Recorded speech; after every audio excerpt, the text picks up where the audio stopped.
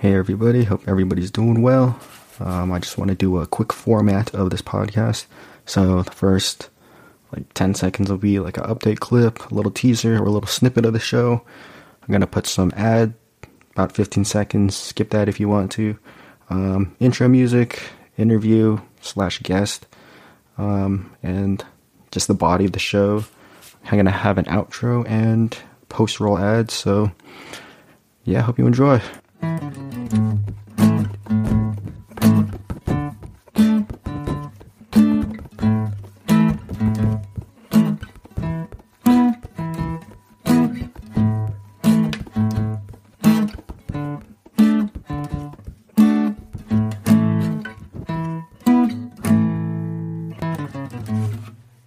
So, back when CDs and tapes were around, people would make personal, unique mixes for their significant others, partners, for certain events or parties. These mixes were very meaningful and artifacts of the time, and they should be protected and treasured. But it seems more and more that music is becoming less personal, and only the most hardcore music enthusiasts have their own unique collections of vinyls, CDs, or cassettes. In my opinion, this is not a good thing. I want to bring out the music out of everybody and get a glimpse of their collection, just like rummaging through your friend's music collection. You might see some familiar records, some embarrassing ones, or some that you've never seen before. And when you decide to listen, you have a connection to where you were and to the album. But as big streaming dominates the industry and makes it convenient for everybody to listen to music, they've added value to their platform by having these powerful algorithms give us sounds similar to what we already like to hear. So the fact that they can do this is kind of amazing. It's basically magic, but the big streaming services just want they're playing a numbers game. They want you to stay as long as possible on their platform, because the longer you stay, the more money they make. So, some takeaways from my other podcast, Shameless Self-Promotion. Yeah, I did a case study on Bandcamp, episode 37, and Spotify as well, episode 14. I'll link those in the show notes. But something that stood out from my notes on Bandcamp was the CEO and founder, Ethan Diamond, saying that everyone having everything looks a lot like everyone having nothing. This stood out to me because at this point in time, we do have access to millions of songs, but we can't consume it all.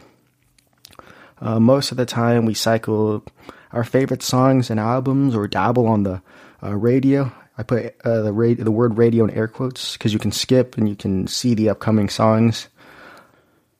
But if we really take the time to enjoy and create our own collection of music that truly makes us our own, that is something I would want to listen to. And I don't want to listen to some curated playlist from some big streaming site or a top 100 song list, because it's just so generic.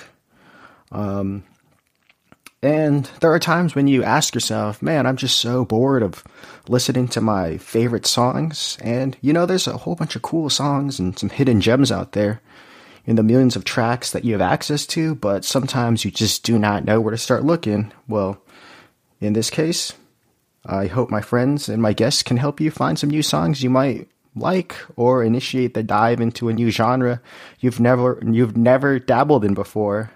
So the 5-song mix is meant for you to think critically on what songs work together. Mashing up genres are always fun. Testing out and experimenting with more unique sounds and artists is great. Also trying to work with a limited budget and songs that you really want to put on the mix, or tell a story with the songs that you put on there.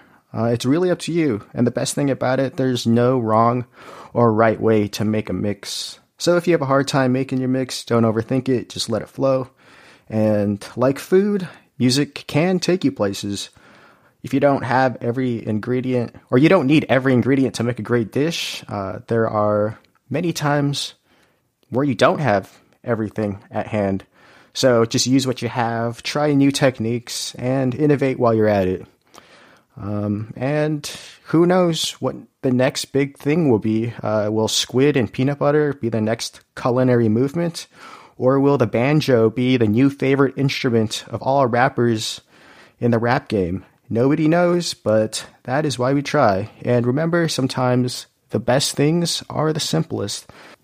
Thanks for listening, and anybody who wants to be a guest, feel free to reach out to the email. All links will be in the show notes below. See you on the next one.